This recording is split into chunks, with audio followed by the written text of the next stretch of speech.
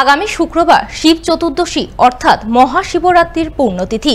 তাই উপলক্ষে বুধবার থেকেই মালদা জেলার বিভিন্ন প্রান্তে চোখে পড়ল শিবরাত্রি পালনের জোর প্রস্তুতি। শিবরাত্রি উপলক্ষে মালদা জেলার অন্যতম শিবদেউল অমৃতি শিব মন্দিরে প্রতি বছরের ন্যায় এবারও জোরদার প্রস্তুতি শুরু হয়েছে। মন্দির রংচং করা থেকে শুরু করে সাজসজ্জার কাজ চলছে জোর কদমে। বৃহস্পতিবার বিকেল থেকে মন্দিরে অগণিত ভক্ত সমাগম ঘটবে। তাই পুজো প্রস্তুতি ও মেলা আয়োজনে এখন তোড়জোড় চলছে জোর কদমে।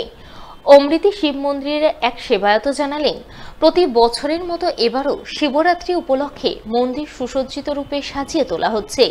মেলার আয়োজন চলছে। আগত পুণ্যার্থীদের জন্য মেডিকেল ক্যাম্প সহ নানান ব্যবস্থা থাকছে। এখন সেই সমস্তই কাজ চলছে জোর কদমে।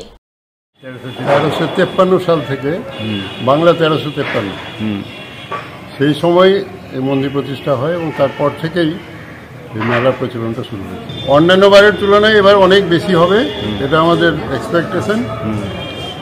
যতটা আশা করছি আমার মনে হচ্ছে প্রায় 1.5 থেকে 2 লক্ষ জলের পুণ্যার্থীরা আসবে জল ঢালার জন্য, এটা আমাদের অনুমান।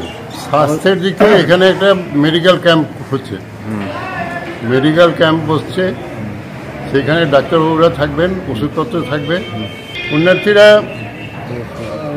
বৃহস্পতিবার রাত্রে ওরা যাবে জল নিতে এবং পরে শুক্রবার দিন সকাল থেকেই মোটামুটি কম বেশি করে শুরু হবে, বিকেলের দিকে রাশটা অনেক বেশি হয়।